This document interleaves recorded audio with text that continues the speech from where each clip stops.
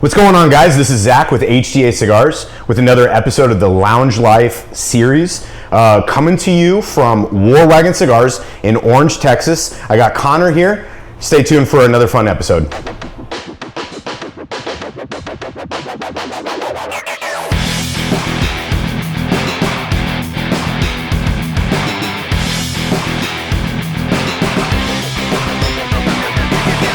Connor, thank you so much for hosting us. Thank you so much for having us. Really, I've been really looking forward to getting out here ever to see since you. we met y'all at PCA, like, we've been pumped. The wife is constantly, when's HDA coming out? When can we get HDA out? When is Zack and Dre coming out? My wife, Andre, has also been curious as to when we're going to be doing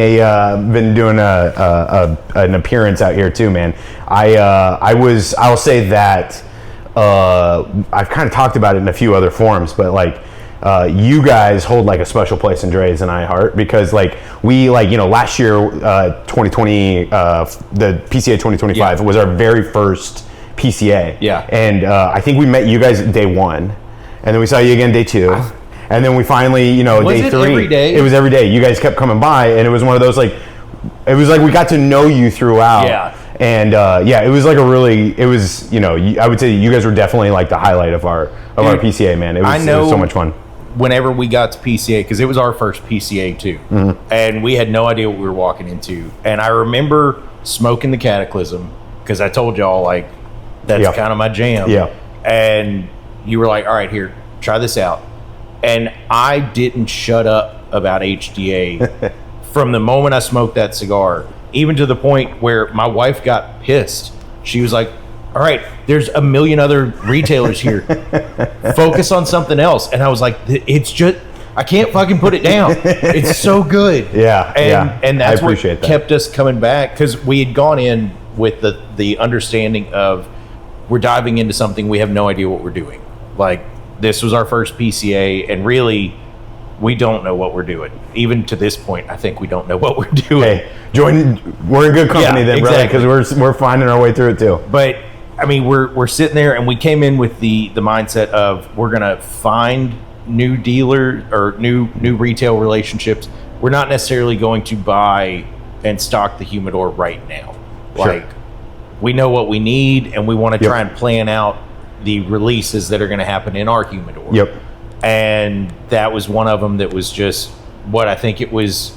Maybe, did we sign up that weekend? Yeah, you signed up on that the last day. What was that? Sunday. So so you ended up it was a Friday, Saturday, Sunday. So it was on Sunday. You ended up we opened up the account. It was, and that was one of those, like, it was not meant, like, we weren't supposed to do that. I was not supposed to do that. Here we are doing that. Well, I feel like it's been, I know at least from our perspective, it's been an amazing relationship. I am so stoked to get down here for an event. I'm so stoked to introduce you to everybody on the HDA Lounge Life video series. When we were coming up with the concept of doing the series, it was lounges exactly like War Wagon that we had envisioned as being like the reason why we wanted to do this, right? Like, we wanted to do this to kind of put that spotlight on really cool small lounges like yours that, like, people need to see, man. Like, people need to see the story. People need to see the lounge. Like, it's, as we have grown with HDA, we've realized that, like, as you travel around the country, there's so many, like, a cigar lounge is not even, there's no uniform cigar lounge, and there's no uniform story of people that start the cigar lounge or some of the things that they do in the cigar lounge that are unique. And so being able to share that is just, it's freaking awesome. So we're getting a little bit ahead of ourselves here. So tell everybody a little bit about you. Tell everybody a little bit about War Wagon, and we'll dive right into it. I mean, how deep do you want me to go on this? Man. So, well, how did you? What brought you to wanting to start a cigar lounge? COVID. Okay. Well, I say COVID, and my wife hates whenever I make this joke, but it was a legitimate conversation we had, but it was not meant in, like, she wasn't actually giving me an ultimatum. But during COVID, I was home more, so I'm smoking more cigars, that kind of thing. And our Airstream that I showed you earlier, we actually had one a little before that during COVID, we were trying to build out as a green room for my photography studio. Okay. So it would be a mobile green room during COVID where we could go places. Someone had a place to change. They weren't coming into a building. We could do their sales appointment in, that kind of stuff. Okay. And I started smoking more cigars while I'm home more. And my wife said, you can either quit smoking cigars or find a way to make money at it. And that just spurred the whole thing. Like, it snowballed from there. A lot of the good idea fairy came out, right? Yeah. And we were literally sitting there watching an old John Wayne movie called The War Wagon. And I'm just sitting there envisioning how cool it would have been to be on the trail. And you've got the chuck wagon following, and then you've got a tobacco attachment following right behind that of cigars and pipe tobacco and all that. And I was like, the War Wagon. The War Wagon. And it stuck. Like, I said it out loud to her, and she goes, holy fuck, I think that's it. That's it, yeah. Yeah. And that's what started it rolling. And so for those of you who don't know, you started out as a mobile lounge, right? So Yes. it was a literal war wagon. It was right? a literal war wagon. And man, the first trailer looked like a war wagon, like an apocalyptic. That's the one right out here, right? No. This is okay. the new one. This is the new one. Okay, got it. So the old one was a 1960 Airstream. Hell yeah. That we bought from a photographer friend up towards Austin. And she said, hey, I've got this. It's $5,000. No title, but it's yours. Fuck it. Cool. Let's do it. So we hauled ass from we lived in Kirbyville at the time. So it was a 5-hour drive to get there. And we're driving back, and we realize we just bought this trailer, and we have no idea what we're fucking doing. And it doesn't have working taillights. So we've duct taped flashlights onto the bumper so that hopefully, if we even do get pulled over, because we got 4 more hours to go and it's dark, that hopefully the cop understands we were trying, and we just bought this thing. Then we realize when we get home, it has no VIN number. It has no license plate. Like, this thing is a ghost in every situation. And I can't go to the DMV and have them like do their anti-theft thing because it's COVID and nothing's open. Yeah. Like, they were taking appointments, but it was going to be like a year later that you could actually get in. So we just said, fuck it. And just rolled with it. I like it. We got our tobacco license and started selling. And we actually got pulled over one time in between coming back from an event in Beaumont, coming home. It was on Thanksgiving morning at 3 a.m. in the morning. DPS pulls us over. We have no running lights, no brake lights. No, like, the trailer has 0 lights at all. No VIN number still. No license plate, because can't get a license plate without a VIN number. No insurance on it. My insurance on my truck is expired. My inspection's expired. And my wife is trashed in the seat next to me because it's her birthday. And I'm just going, oh my God, this is going to be miserable. DPS officer walks up, and he's just shining a flashlight at it and walks up to the window, and he goes, man, what is this thing? I was like, oh, it's our mobile cigar lounge. Are you fucking kidding me? No, here's one of my cards. I'm going to reach for it real quick. Like, let him know so I don't get shot. Yeah. And I grab a card, and of course I had one of the Warfighter Minutemen with it, so it's a little 4x44. And I hand him the card and the cigar, and he was like, this is the coolest thing ever. Hey, you don't have any lights, but just be safe getting back. And that was the end of it. Like, gotta love Texas, no nothing. Man. And I was like, oh, thank God. Yeah, dude, that's awesome.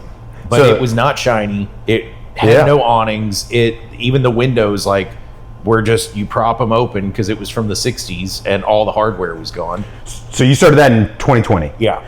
When did you progress to your current War Wagon? So that trailer we added, so that was October of 2020 that we had our grand opening with the trailer. Not that February, but the next. So that would have been 22 is when we got this Airstream that we currently have, which is a 73. Did you run them in conjunct, like together, or was it a direct replacement? No, actually, it ran the 2 for just a short time. Okay. But we wanted to not run the other trailer anymore due to the fact that we still didn't have any documentation. Yeah. So we ended up selling that trailer, which helped fund getting this one. Got it. And then you saw the newest trailer. So we have 2 now. So that new trailer is pretty sick too. Yeah. I mean, the old one, I should say, the older of the two that you have, so not the OG. Yeah. But that Airstream is awesome, man. And I obviously on your Instagram and on your website, dope pictures of it. It's really cool to see it in person. The new one is pretty awesome too. Yeah. So when did you bring? So 22, beginning of 22, you moved to this one. Yes. Then when did you add in the brick and mortar location? I think I'm wrong on my years. It was 21 that we added. Okay. The new Airstream. Yeah, 21. Okay. Sorry. Years still I'm still run together. So we added that new Airstream in 21, the newer Airstream in 21, and then the brick and mortar, the storefront that we're sitting in now. What year is this? 25. 25, yeah. So we just hit our 2 years in October here in the storefront. Okay, so October of 23. So, yeah, October of 23. Okay, cool. And then when did you add in the new trailer? That was March 1st. It had an event. March 1st of this year. This year. So now you have the ability to do mobile events with 2 different trailers. So I assume 2 different like packages, if you will, right? So like 2 different types of events. We either rent them out for private events, weddings, bachelor parties, divorce parties, whatever it might be, or we send them out for vendor markets. One of the things we carry in the bar is mead. So like the Renaissance Festival style kind of mead. And the guy that makes it is local, and he's a former Green Beret. And so every third Thursday, he has where he opens his tasting room. And so every third Thursday, we take a trailer out there and go set up and smoke cigars and hang out and that kind of thing. So it's private events, it's public events. It kind of covers everything. How did you get into, like, you obviously, your wife said, you got to turn this into, like, if you're going to smoke this many cigars, you got to make money off of it. Where did your passion for cigars start? Like, how long prior to 2020 had you been smoking cigars? Like, for a long while? Yeah, so I can sit here and tell you exactly the first cigar I had, when it was, and what it was. What was it? So, what was that first cigar? When I was a younger man, late teens, early 20s, whatever that is, 18, 19. So my father passed right after high school, after I graduated high school. And I had already decided I was never going to live at home again if I didn't have to. Like, not because I hated my family or anything. It was like, I'm going to be a what would you call it? Just self-reliant. Self-reliant man. And so I lived in a storage facility for several years. Oh, wow. And I was working one summer fixing the roofs, and like I was the maintenance guy at the storage facility. So I'm up there fixing the roofs and stuff and getting paid cash for it. And I was pretty pumped. And there used to be a men's clothing store in the mall in Beaumont that was called Butch Hoffer's. And they had a small humidor, a little smaller than ours that we have here. And I walked in with cash in hand, and I was like, man, I really want to celebrate. Like, I just got this job done. I actually feel like I have some money for a change. And I got a Rocky Patel Vintage 99 Connecticut. Okay. And I sat up on top of those storage buildings with a 12-pack of beer and that cigar, just smoking and enjoying, like, kind of looking over the victory that I just had. You know. That's awesome, man. That's an incredible story. Like, a true celebration cigar was your very first ever cigar. Was it, like, from that point on, you continued to treat it as like a celebration? It was more celebratory. And when I was married the first time, so my now wife is my second wife. Okay. When I was married the first time, she was not a fan of tobacco at all. And so I quit smoking everything for about a year. Okay. But it was always a celebratory thing. I think we've talked about it, and you joked about it the other day. You were like, hey, what branch were you in again? Yeah. I wasn't in any of them. Yeah. But a lot of my friends have been military. A lot of them have been, one of my best friends is on a MARSOC unit right now. Okay. And so every time that dude is stateside, like, we're lighting up specifically the Warfighter Victory cigar. That's awesome, man. And that's like, even Warfighter will come in for a cut line or whatever, and they're like, hey man, here you go, like, handing me a cigar. And the first couple times they'd try and hand me a Victory, and it was like, Dave, you know the rule, man. Like I can't smoke. That's the only time. And so it's now like it's gotten to the point where Dave knows. Like, all right, hey man, here's Corojo or something. I think it's really cool. Like the the vibe here at War Wagon is very like veteran friendly. It's like very like. Is there a large veteran community here in Orange, Texas? Yeah. So really, Southeast Texas as a whole has a fairly large veteran community. Okay. And I mean, it's one of those things. I told you the other day, like I'm the first generation in my family, literally since the Fuller family landed on the Mayflower in this country, to not serve. That's wild. And I mean, I tried every branch and just couldn't. Sure. But this was kind of our way, looking back, of this is how we want to give back into that community. So every cigar that we carry is either veteran owned or Texas owned. There is no, we don't carry any, Rocky Patel or Davidoff or, any of that kind of stuff, because literally every stick in there is either veteran owned or Texas owned. I did not know that. Yeah. That's really cool. Yeah, okay. I'm like thinking about the some of the brands that we have in here, which, by the way, your humidor, gorgeous, dude. Thank you. Yeah, so let's talk a little bit about the physical lounge. Yeah. Every time I talk to you, you're either building something, adding something, you're tweaking something. How much of this, and be honest, how much of this was hand built by you or somebody on your Everything.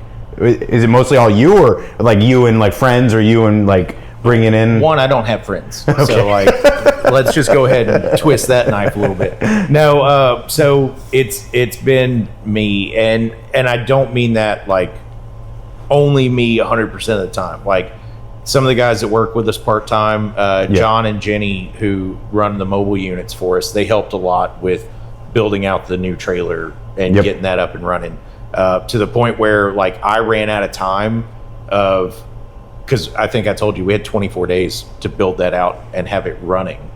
And it's wild. I ran out of time in the last like 3 or 4 days, and so they just took it to their house, and when they got done with their normal jobs, like fucking just went to work on it. That's crazy. Which is phenomenal. And I've been very blessed. I say I don't have friends. I have friends, and I have surrounded myself with really good people. Yeah.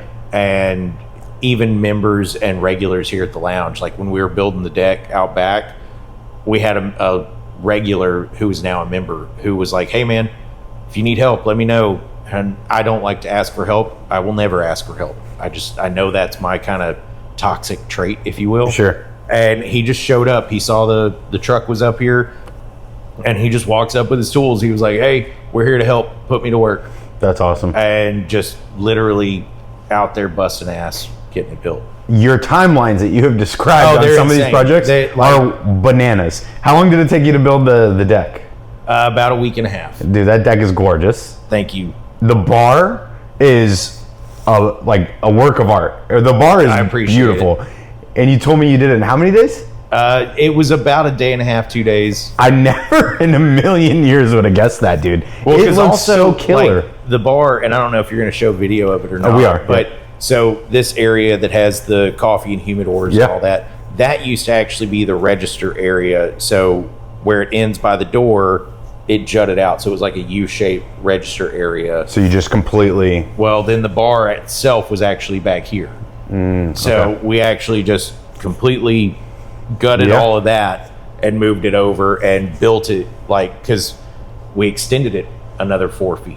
Yeah. A 6 foot bar is just not going to cut it.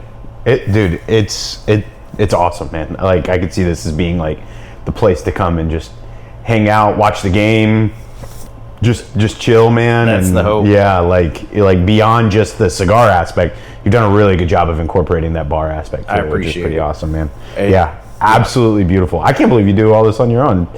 So you built the humidor on your own too, I assume. Yeah, right? Literally this building was so my wife had it as a consignment shop before Hurricane Laura hit, and when Laura hit, it ripped the roof up and like slammed it back down.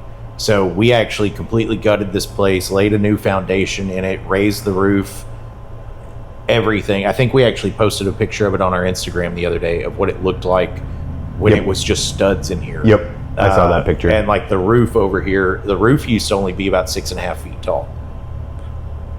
What is it now? 8.5? 8.5 Yeah. in the front, 8 in the back. Okay. And so we literally raised the roof and then poured a slab and put the engineered header in and all this. And that was me and my brother-in-law's just in here fucking shit up. Dude, that's impressive, man. I as somebody who is not handy at all. Oh, I wouldn't say I'm handy. I figure shit out. Yeah, and I fair. can make it up as I go. Dude, it's very, very well done. Thank you. Yeah, I mean, I had been looking forward to coming out and seeing this place, and it definitely doesn't disappoint. The ambiance in here is great.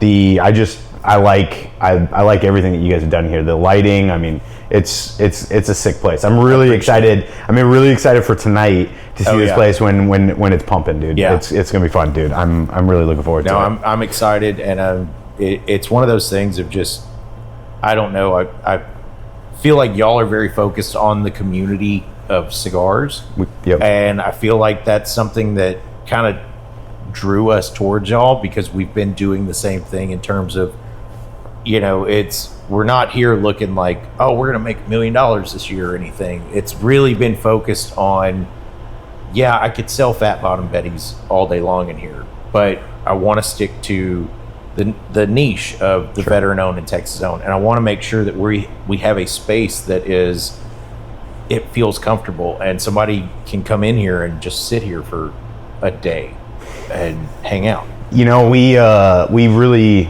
I think we're definitely very like-minded in that regard. It's we're not looking for quantity as much as we're looking for quality when it comes to retailers that we work with. And so, I mean, we've said no to a few retailers that just weren't a right fit for us at the moment. And much like you, we're outsiders, right? Like your parents weren't in this industry. Andre and I's parents weren't in this industry. We just were like, oh man, it would be really cool to get into this industry. And then we just dove in head first, much like you. Oh, and you're learning things as you go along. Dude, the hurdles have been insane. We didn't realize like the advertising policies when it comes to tobacco. Yeah. I had no idea.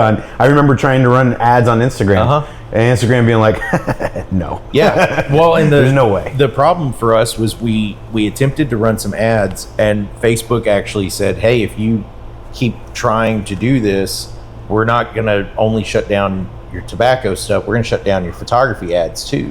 So I had to make a choice really quickly in terms of, do I sacrifice one business to save the other, or just find a new way?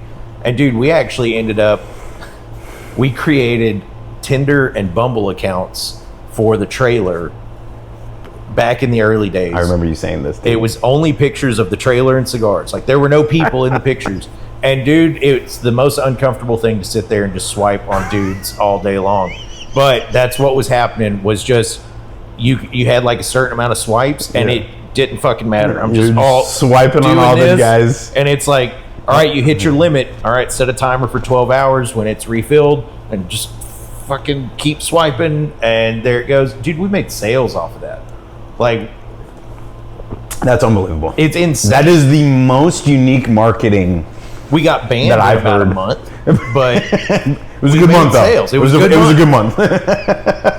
That's funny. That's the most unique, like tobacco or like cigar marketing that I've heard so far. I remember you sharing that story at PCA. I was dying, dude. That's hilarious. We had this conversation with my son the other day, and I know people listen to me where they just meet me for the first time or whatever, and they're like, man, this guy's just full of shit. And I'm like, no, it's just the lore. Like, I don't know what else to tell you. In fact, a lot of times I feel like I'm kind of downgrading a little bit of it, but I've had a crazy life. Yeah. Like 100% crazy life. That's awesome. Some of the shit that we have figured out to try and make work, especially in this atmosphere, has just been nuts.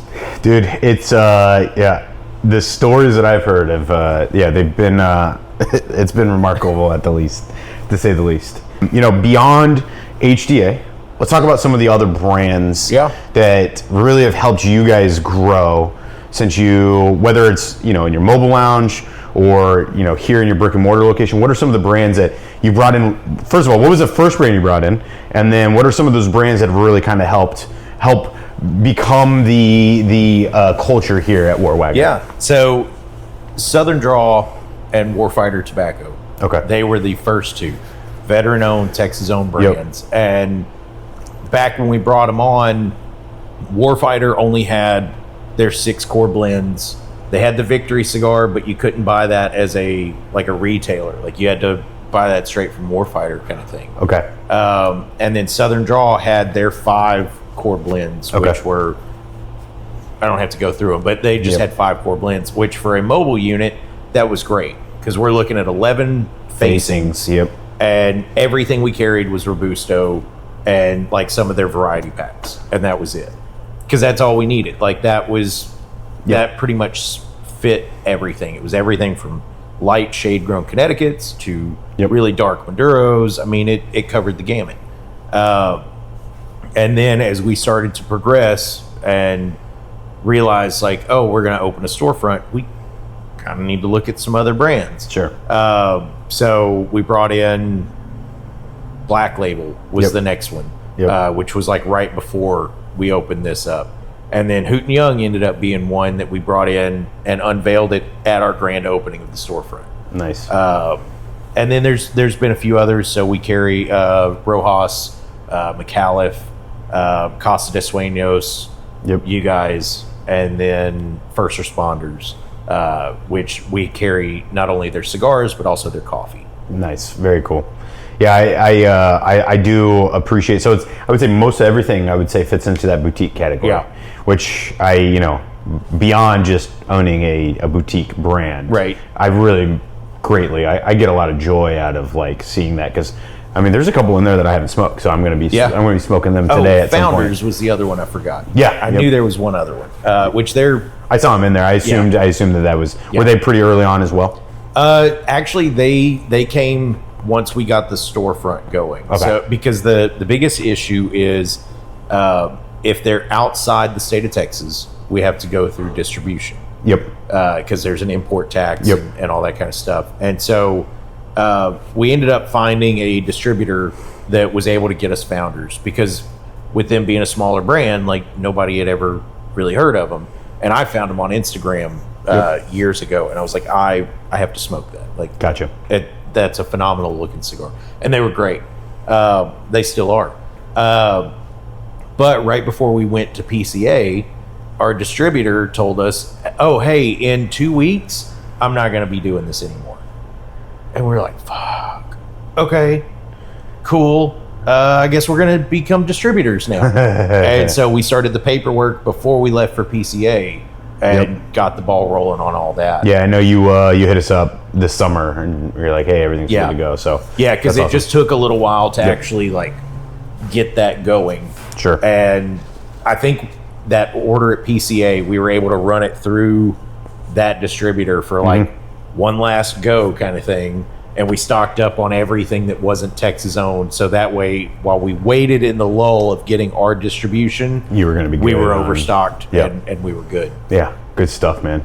Yeah, your selection is like primo. So I know you are a large part, but so is your wife, a large part of this business, right? Yes. So talk about where does your wife contribute? Like, where, like, I assume if you're anything like my wife and I, well, my wife isn't a cigar. My wife personally is not a cigar person at all, but she's really, really like a good sounding board. I throw a lot of ideas at her. She's very good at like kind of keeping me facing in the right direction. Yeah. What kind of relationship? How does your wife fit in here? She War Wagon 100% runs the back end of stuff in terms of like placing the orders, running the distribution arm, running the books, that kind of stuff. Like, I watch an overview of like the daily sales and that kind of thing, but she runs like staffing and booking, what would you call it, shifts and whatnot. And then she stays on top of me of like, hey, I need X, Y, and Z for media to post it, and she runs like scheduling out all her media content and all that. Good stuff. And she gives me a list on a regular basis of, I need this whole steno pad today of pictures, videos, X, Y, Z, whatever sales we're running. Like, you figure all that out, and then she runs the back end side of it. Let's talk about some of your photography. You were talking about some of that. Yeah. Let's talk about some of that photography because, dude, you got some killer shots. Photography is what I've done for the majority of my life. My mom opened the photography studio when I was a freshman in high school, and I started working with her then and continued. So actually, I got my commission to the Air Force Academy when I was a senior in high school. Okay. The week I graduated, my dad got diagnosed with stage 4 lymphoma, and I made the decision, like, I'm not going. Okay. I'm going to stay home with the family, kind of thing. 9 months later, he passed. So I probably made the right call. Right. And at that point in my life, I was like, I have to figure out a way to make money. Like, I'm here. I gotta find a way to survive. So I started photographing with her at the studio, and by the time I turned 30, which was almost 7 years ago. I'm old now. So by the time I turned 30, I had become the youngest certified professional photographer in the country, the youngest craftsman photographer in the country, the youngest master in the country, and had a lot of extra initials behind my name. Really? Photography is,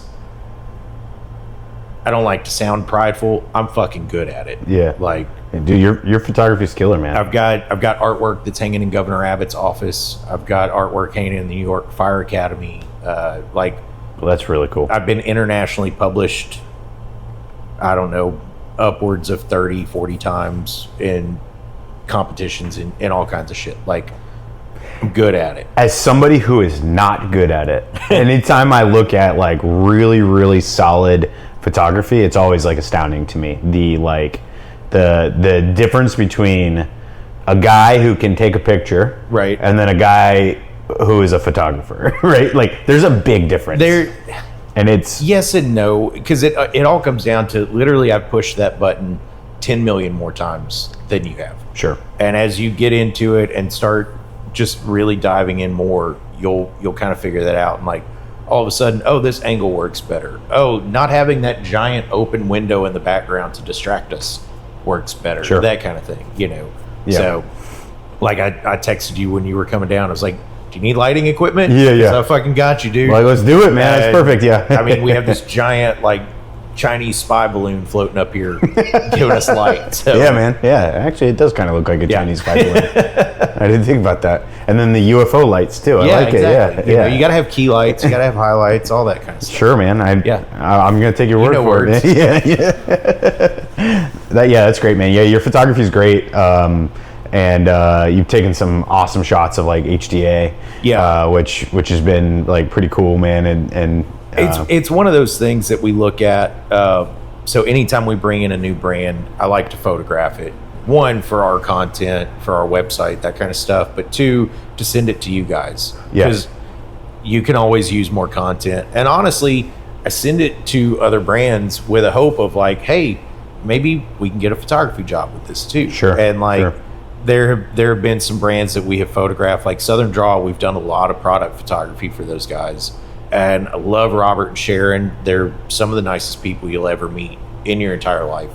And we've been able to kind of, I wouldn't say leverage, but kind of work out something where it's a win-win all the way around. So we can do like, hey, we're going to photograph your product and we're going to sell the product and that kind of thing. And it just works out where everybody's helping everybody in that situation. You've mentioned Southern Draw a couple times. I remember the first time I smoked that Rose of Sharon. Yeah. I remember where I was. This would have been, my year might be mixed up, and I want to say it was right around COVID. It was like 2020. Yeah. It was like the first time I smoked that Rose of Sharon. Dude, that Rose of Sharon is such a phenomenal. killer cigar. It is, and it's our number one seller. Like, is it? Flat out, we cannot keep it on the shelf at all. I don't see a lot of Southern Draw in very many humidors. I would have expected it to be in more. Yeah. Because I mean, I love that cigar. Like, I feel like that's probably one of my go-tos. Well, and if you haven't tried the Desert Rose yet, then you're missing out. I think I'm gonna have to try another one. Yeah. I think I have. I'm sure I have. I want to try it again, but it's always that Rose of Sharon I end up going back to.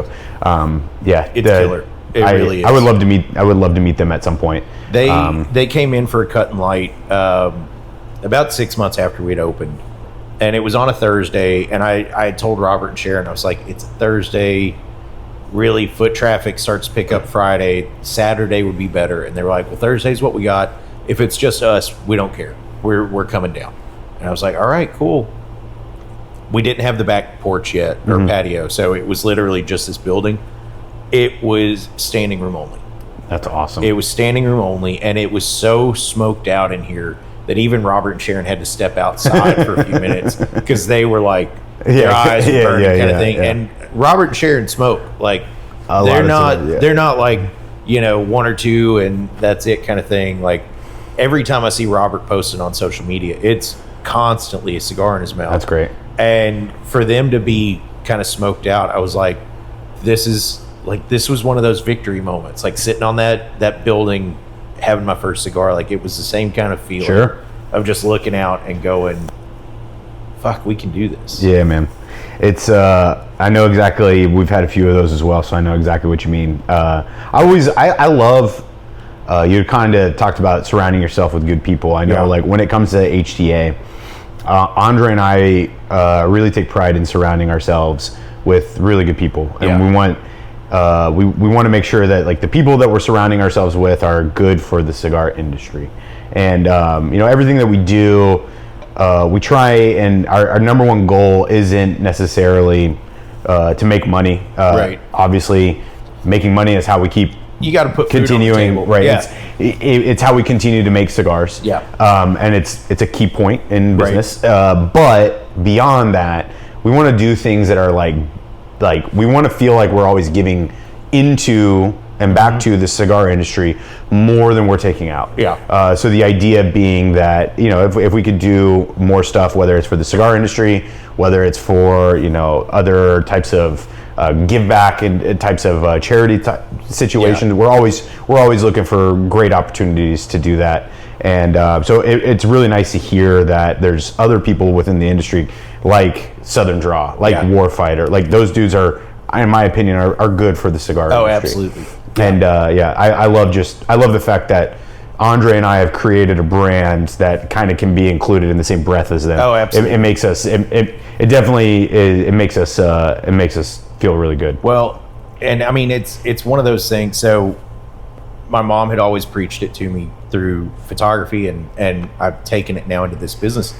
But every business is all about relationships. Yeah, like for sure. 100%. For sure. And we found at PCA there are some brands that are here for the money, and there are some brands that are here for the relationships that are there. And actually, we brought one of those brands in specifically because of the interaction at PCA.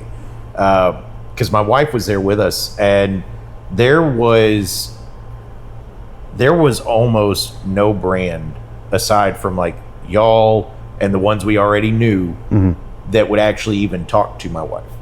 Really? Like, flat out, she's standing next to me and they're like trying to hand me a paper, and I'm like, I don't take things, she's the boss.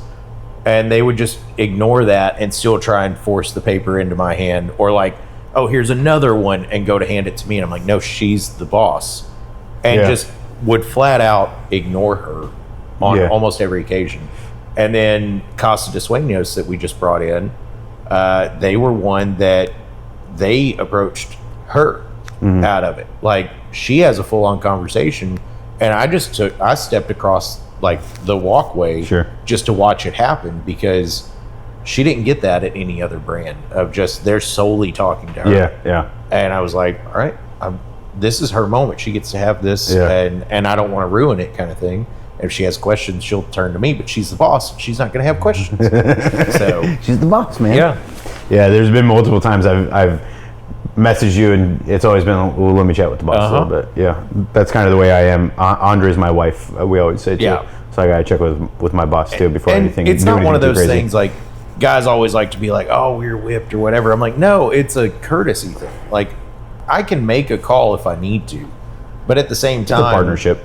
It's a partnership. Yeah, like, it's a partnership for sure. She knows more on the back end than I do. Yeah. I know more on the front of the house than she does. So if there's a conversation that needs to happen in the middle, you need to check with the other person. For sure. Yeah. I mean, for us, it's two guys, but we take the same approach. Yeah. Like Andre and I are constantly talking to each other daily, if not more than like multiple times a day. Even if we don't see each other, we're talking. When we're just making sure that we keep everything in order. So having that partnership is key, man. Yeah, and especially when it's a significant other. That's huge, man. Cool. So let's talk about like the culture here in the lounge. So what are some of the cool things that you guys have done here in the lounge that maybe outside of like an event like what we're going to be having here today, outside of these types of events, what are some like cool things that you guys do here at your brick and mortar location? I've been looking forward to this question since I heard you ask. Was it tobaccology? Yeah, Brett. Yeah. So obviously we have cut and lights, which are bringing the brand in, and y'all come in and get to tell people more about the cigar and stuff. We just started doing a similar thing with our alcohol, where we call it a crack and pour instead of a cut and light. Very cool. So I'm pumped on that, especially like having the mead guy come in, where Kevin comes in and gets to talk, and he's talking about his mead, but he's also telling his story to people and introducing his brand to more people. That's very cool. So those events are always cool. One of my favorite things that we started, and I want to say it was a little over a year ago we started doing it. We have a monthly debate night. Okay. The two rules are no politics, no religion. So you get to debate things that are not politics and religion? We have a bucket that has all the debate topics. People tell us topics that they want for the next one, whatever, and we drop those in, and it's some of the dumbest shit. Okay, real quick, before you dive into it, who is doing the debating? It's just anybody that's here? Yeah, and so it's just what happens large is conversations? This whole area back here where all the seating is, we put a stool in the middle that has the bucket, and people just hang out and go and grab a thing, and they're like, all right, this is the next one. And dude, it turns into some of the coolest like conversations and everything else, because it just sparks stuff up. And again, with having the like no religion, no politics rule, people aren't worried about like, oh, I might offend somebody with this. You just talk about whatever you want, dude. It's like one of my favorite topics that I will be devil's advocate on either side of it. If a door is open, is it in the on or off position? It's in the on position. Is it? Yeah. We can debate that later. But what I mean is like it's stuff like that. It's one of the biggest ones that keeps coming up almost every month. And I think people like to just kind of fuck with me a little bit, but is a Corvette a muscle car? Okay. And I assume they're saying this because you have a Corvette. Yeah. But it's one that just kind of keeps popping up, and people that are regulars come in, and you've got people that have never been. They're like, oh, I'm just coming for a cigar, and they walk into debate night, and then they end up sitting here for 4 hours debating all of these ridiculous things with people. I like it. Dude, it's fucking awesome. Dude, that's awesome. And then we we always try and have something going on. So like this month, the night before Thanksgiving, actually, we have a photo contest night. Oh, cool. So I'm obviously not allowed to enter, but as a professional, that's fair. But we have a big TV right back there, so we cast everyone's image, and I run it like I've run legitimate pro competitions before. So image pops up, and you have to have a title with it. So image pops up, we read the title, and everyone has their scorecards, and they go through and mark them up, and then we tally all the scores, and then we have prizes for the winners and things like that. That's pretty neat. I like that. It's awesome. Like, you do that monthly as well? We don't do it monthly, so this will be the second one that we're doing with it. But I was actually talking to my wife last night, because some of the entries have started rolling in, because they just email us their entry. And what I was talking to her about last night is what we should do is make it an annual photo contest, but 6 months later we'll do like a cigar photo 101 like class in here. So grab your cigar and your phone and come in, and we're going to go over some of the like, here's a good way to get a good angle or good subject matter, that kind of thing, like having some education built into it. We'll do the occasional like cigar 101 class in here where we're teaching people like what the different cuts are and why you light certain things certain ways, like why a closed foot is lit the way it is, that kind of stuff. I like that. That's cool. That's cool. Yeah. That definitely adds to a warm and welcoming environment for new people as well. Because I know a lot of times, myself included, when I first started smoking cigars, it's daunting. Like everything in cigars is just daunting. Yeah. And when I was first joined the military, and I first started smoking cigars, I was probably about, at this point I was probably 19. I was living down in New Mexico, and the closest cigar lounge was like an hour and a half away. It was actually over in Lubbock, Texas. Yeah. So I was in eastern New Mexico, stationed at Cannon Air Force Base, and the closest cigar lounge to us was like an hour and a half away. Yeah. At Lubbock. It was Heroes and Legacies was the name of the lounge. I don't know if it's still around. I think I looked it up a while back, and it's not still around. But that was the very first cigar lounge I like regularly visited. Yeah. I don't think it was the first that I smoked in for the very first time, but it was like one of the first regular places. And so I would drive an hour and a half on like a day off with like a buddy, and I just kind of wanted to learn cigars. Yeah. And at the time, I've shared this before, I was smoking like flavored cigars. Oh, right, yeah. Right?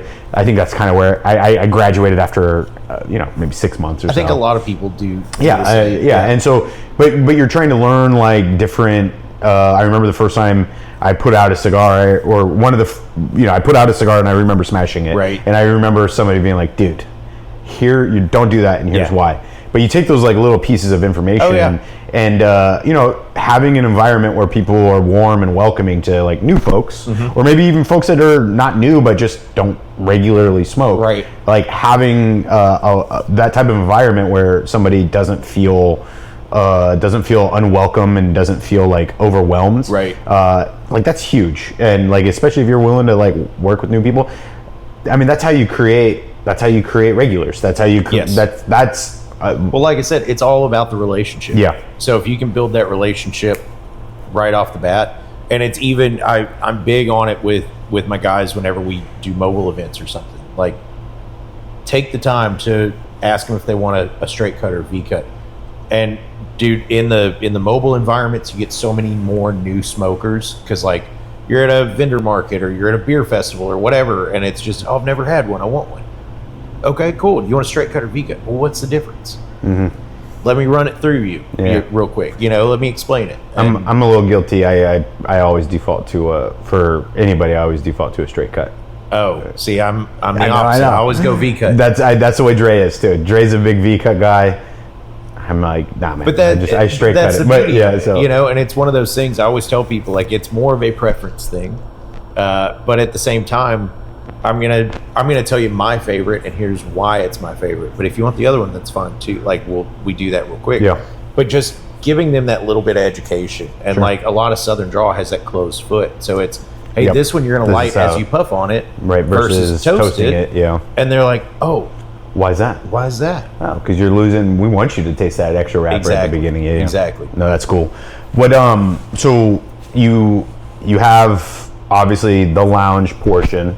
I'm sure you have a lot of like grab and goes, but like for the lounge, is it just? I assume there's no membership dues, or are there membership dues? So we're do you have membership abilities? We have membership abilities. We're open to the public, but we have membership options for people as well. And those, I think we have about 25 members right now. Okay, got it. Which is great, and we're hoping to grow that obviously. Sure.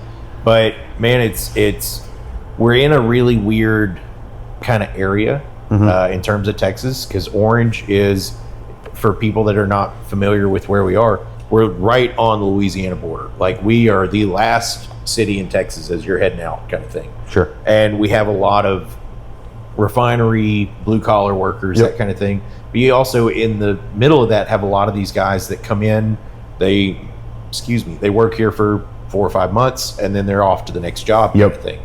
So we wanted to be open to the public for that situation of, you have a spot to go. There are 3 lounges in this area, in Southeast Texas area.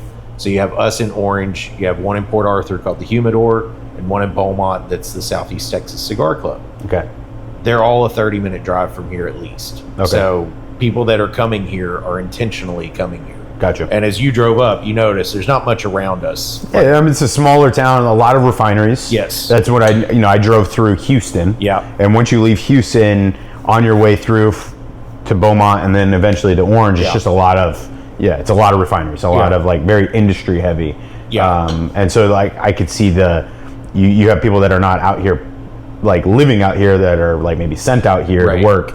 Having like that type of lounge is huge. Like I gotta imagine you get a lot of guys that are, like you said, you're here for a couple months, and so they're in here 3 or 4 or 5 nights a week, smoking cigars because they're not at home. The hotel. They're this or the hotel, exactly. And I know, like in a very different way, I travel a decent amount, not only for HDA but also for my day job. Right. And when I travel, it's usually I'll travel. And instead of going back to my hotel, like some people will go to a bar. I'm not a big bar guy. Instead, I'll go to a cigar lounge. Yeah. And so, like, having something like this would be freaking huge. Yeah. Like somewhere that people can go and hang out. Well, so we actually had one of our members talking to me about that the other day. Like, he's a younger guy. He's 22, 23. And he loves coming here because he knows that, one, his wife is going to be okay with it. She doesn't like the cigar itself, but she knows that he's coming here instead of a bar where there's other women or like the bartenders might be scantily clad or whatever. Sure. And she feels comfortable sending him here to this. Sure. Versus going to, just the bar down the road or Twin Peaks or something like that. And he was like, man, I really appreciate the fact that, like, we just brought on a new hire, Nina, who has been fantastic.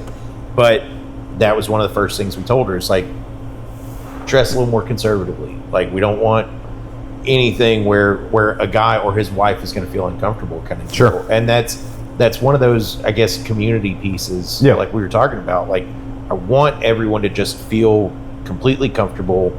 And we're here for cigars. We're here for the community. Yes. We're here for like the Andre and I talk about camaraderie all the time. Like part of the reason that we feel so strongly about cigar lounges and supporting cigar lounges is because this is the closest thing that we have to when we were in the military, sitting around the smoke pit and like sitting around in austere environments oftentimes and just smoking cigars with your friends. Like this is in my opinion, this is the stateside version of that. Yeah. And so like we want to do everything we can to make sure that we keep this going because it's such a huge piece for people to like the mental health aspect for a lot of folks. 100%. Yeah. This is like a really good avenue with for somebody like myself who doesn't drink. Yeah.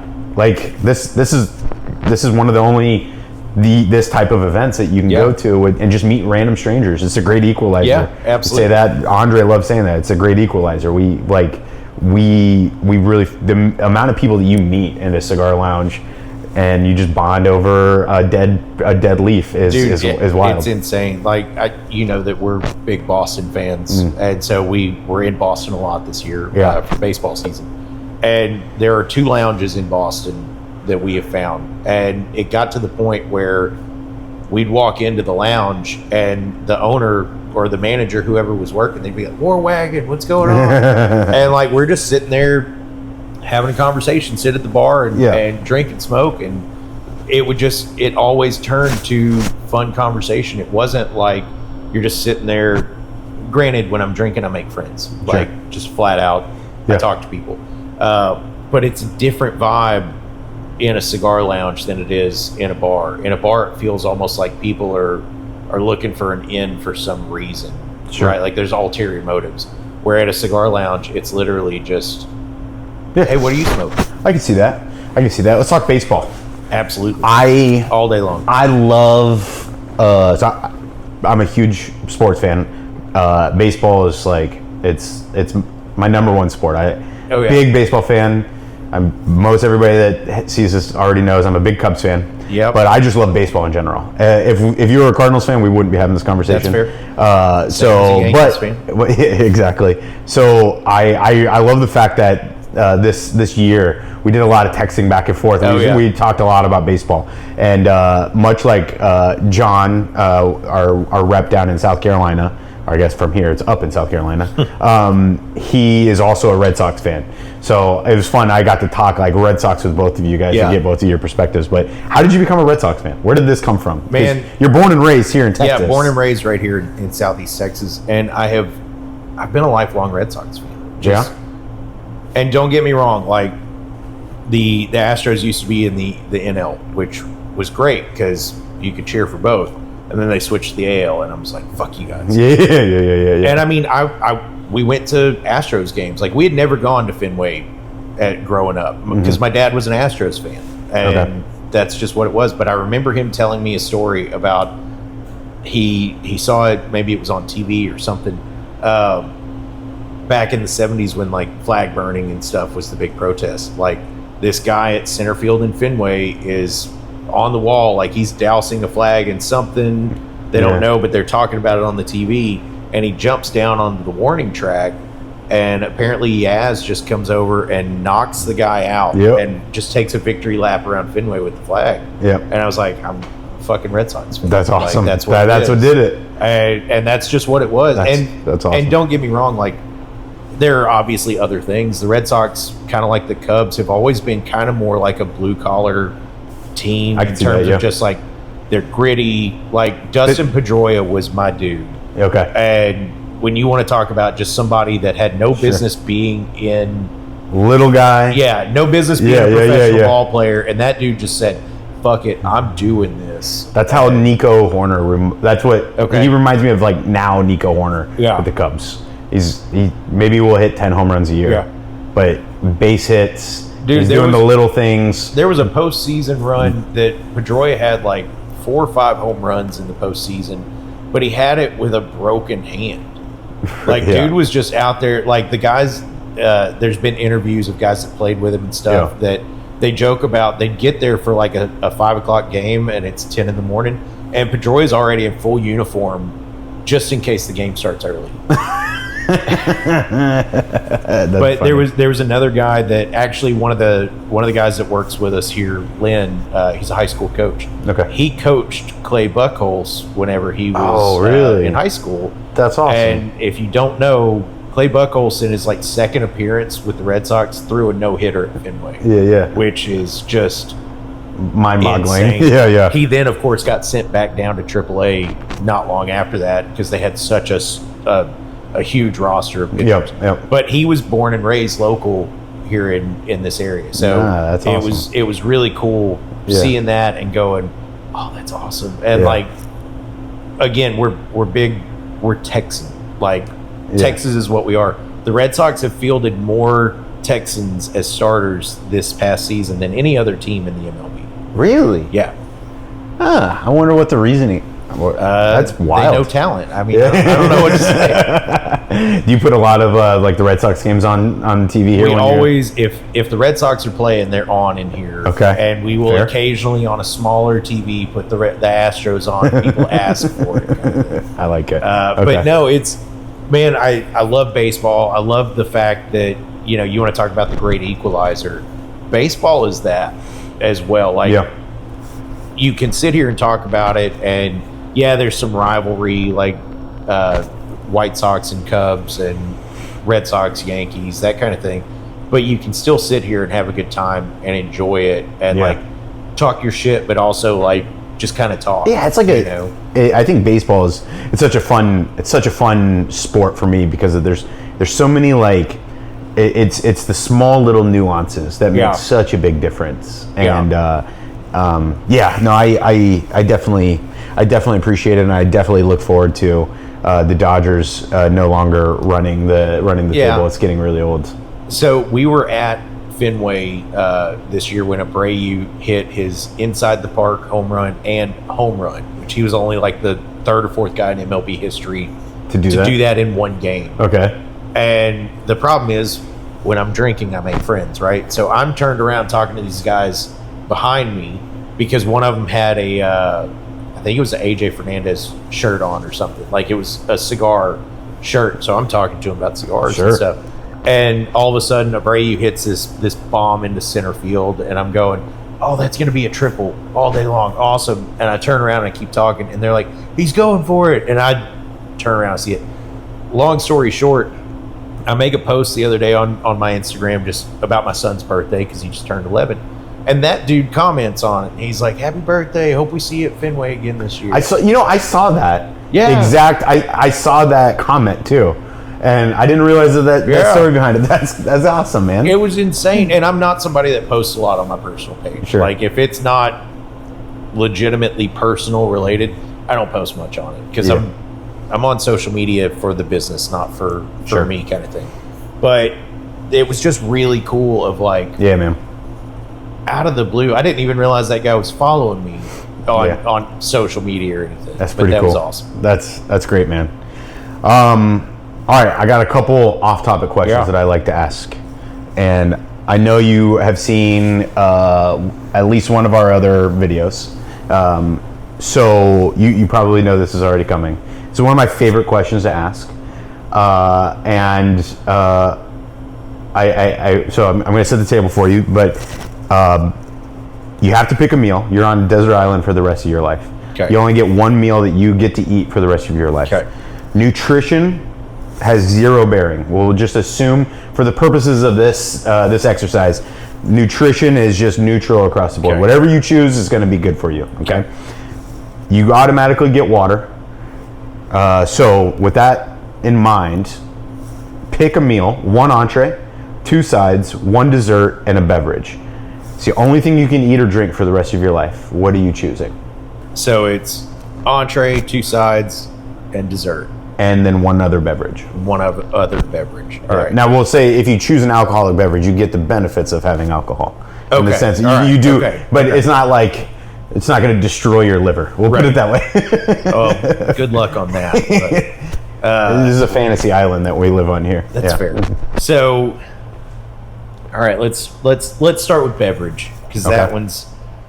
If I already have water, I'm probably just going to be drinking whiskey. Okay. And it's Wild Turkey 101. Okay. Like, I'm on a desert island by myself for the rest of my life. Fuck, I want to be drunk. Yeah. Like, okay. There you go. Dude. That's what it is. Yeah. As far as food goes, I've already told you I am you said the word picky.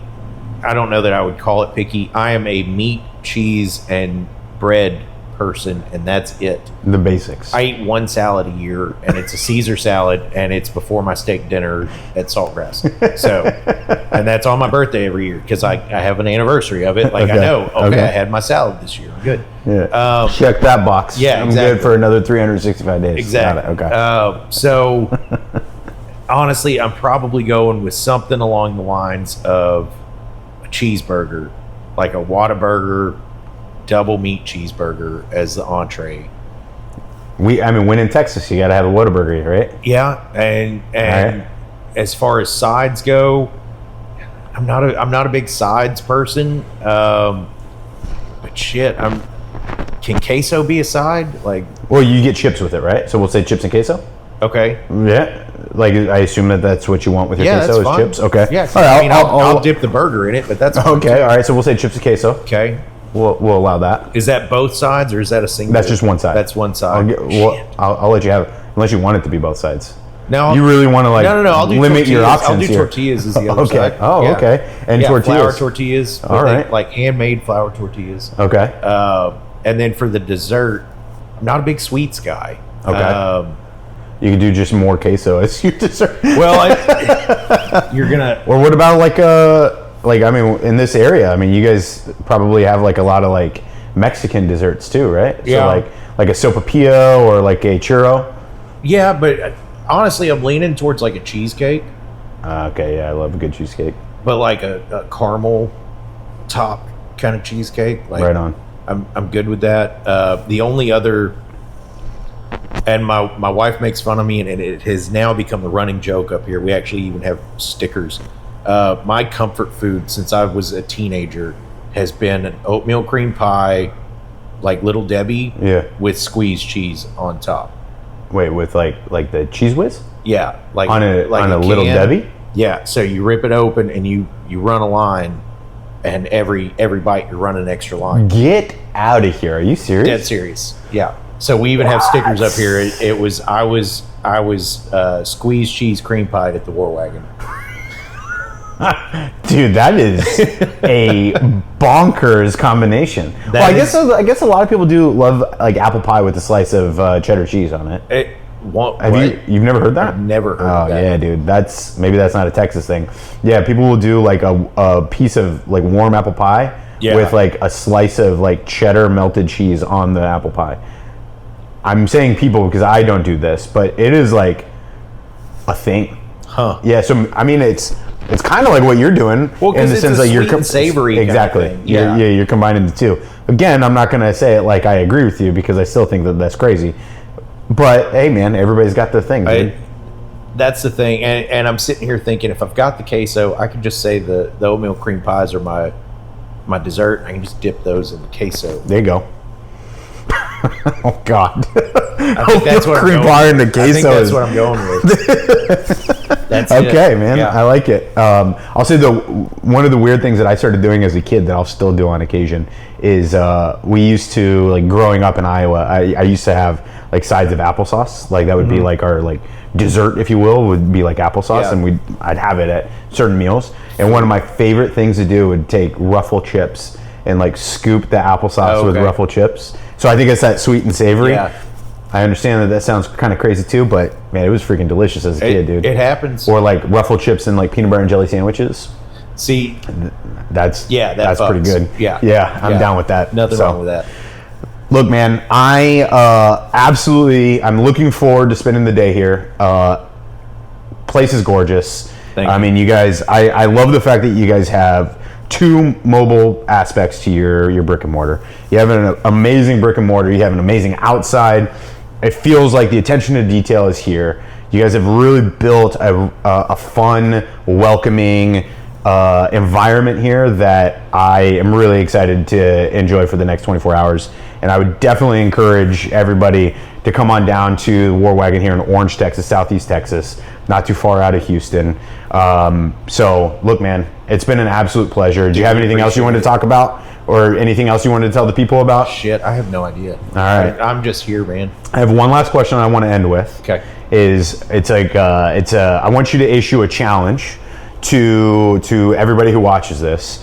If there is something that you could challenge people watching this video that would make the cigar industry better for everybody, what would that challenge be? Something that will enhance everybody, and it'll be something good that'll increase the longevity of the cigar industry and bring in new people and really increase what it is that you and I have fallen in love with the cigar industry. What would that one challenge be? So I've been thinking about this since I saw the other episode, and really, I don't think it comes down to product or quality or even price point.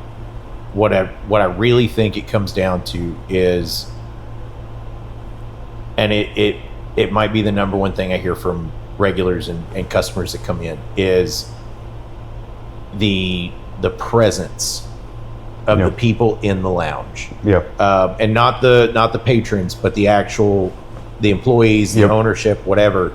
I have had so many stories come in from people of, I went to this other lounge here, X, Y, or Z, and just the guy behind the counter was just playing on his phone or playing video games, or like didn't come into the humidor, didn't give me a rundown, nothing. And it's why we love coming here, because y'all are in it, people. And I have it in our SOPs, like for our staff, is if someone walks in that door, you get your ass out of the chair.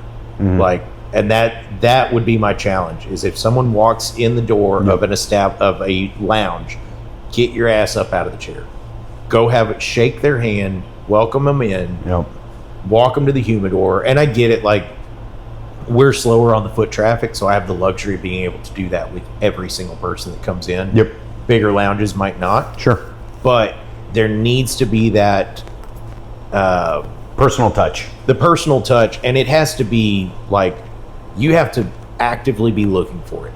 Even to the point of, if someone's sitting over here having a conversation with some other people, and I'm trying to not interfere or like interrupt, but I hear them talk about a specific cigar that we carry, I like to just even from the bar chime in of like, oh yeah, man, that one comes in this or whatever. Like that community side of it, of just drawing more people in, because that's what will keep people coming back. I agree. Like 100%. Yep. If you go in, and you and I have both been into lounges before where like whoever's behind the counter just doesn't give a shit. Yep. Or at least that's how it feels. Yep. And so if the industry itself just kind of raised that bar of that personal touch, I think all of a sudden you'd see a larger increase of people not only getting into it, but staying in it.